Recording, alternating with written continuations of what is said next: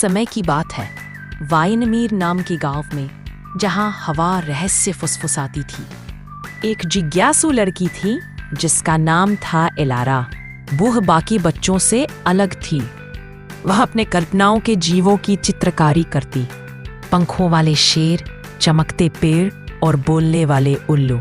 एक रात जब एलारा मोमबत्ती की रोशनी में पुरानी कहानियों की किताब पढ़ रही थी, उसे अजीब चित्र मिला।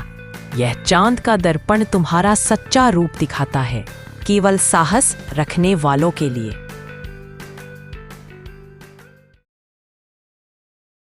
उस रात अलारा ने जंगल में चमकते पंखों का एक निशान तैरते देखा। उत्सुक और बहादुर वह उनके पीछे जंगल में गहराई से चली गई। वहां उसे चांदी की आंखों वाला एक बुद्धिमान बूढ़ा उल्लू मिला। उसने कहा कि आप दर्पण की तलाश करते हैं, लेकिन पहले आपको प्रकाश का पंख कमाना होगा था।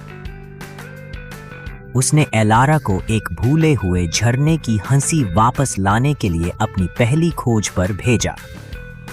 एलारा बोलने वाले पेड़ों, ट्रिकस्टर हवाओं और एक सोते हुए पहाड़ के माध्यम से घूमी। आखिरकार उसने झरना चुप और उदास पाया। उसने बांसुरी बजाई, उसके दिल से एक धुन बजाई और अचानक हंसी हवा में गूंज गई।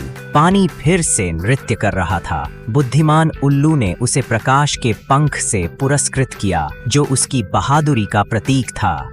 चमकती हुए पंख के साथ अलायनरा ने मिरर वनों में प्रवेश किया, जहां प्रत्येक पेड़ उसे खुद का एक संस्करण दिखा रहा था। बहादुर, डरपोक, क्रोधित, दयालु। एक मिरर पेड़ ने उससे बात की। चंद्रमा का आईना केवल यह नहीं दिखाएगा कि आप क्या बनना चाहते हैं, यह दिखाएगा कि आप वास्तव में कौन हैं। क्या तुम उस सच्चाई का सामना कर सकते हो? एलेरा ने अपना सिर हिलाकर उत्तर दिया, मैं उन हिस्सों को भी समझना चाहती हूं जिन्हें मैं छुपा रही हूं।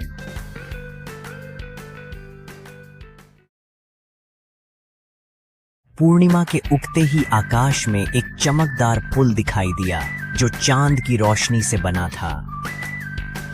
एलारा आकाश की सीढ़ियों पर चढ़ गई, दिल धड़कते हुए, जब तक कि वह सितारों से घिरे एक विशाल तैरने वाले दर्पण के सामने खड़ी नहीं हुई। उसने करीब कदम रखा, लेकिन अपने प्रतिबिंब के बजाय उसने अपने डर, अपने संदेह, अपनी गलतियों को देखा। फिर उसकी दया, उसकी ताकत, उसके सपने दर्पण ने फुसफुसाया, आप जिस चीज से डरते हैं उससे अधिक हैं। आप वो सब कुछ हैं जिसमें आप विश्वास करते हैं। चमक।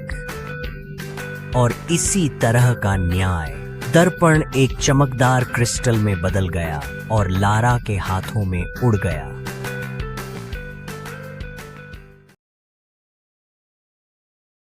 एलारा घर लौट आई, बदल गई। सितारे पहले से ज्यादा चमक रहे थे।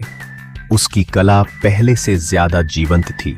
और जब बच्चों ने पूछा क्या जादू सच में होता है, तो उसने मुस्कुराते हुए कहा, जादू तुम्हारे अंदर रहता है और वही देख सकते हैं जो विश्वास करते हैं। कहते हैं कि पूर्णिमा की रात ऊंचाई पर चढ़ने से चांद का आईना मिल सकता है, जो अगले सपने देखने वाले का इंतजार करता है।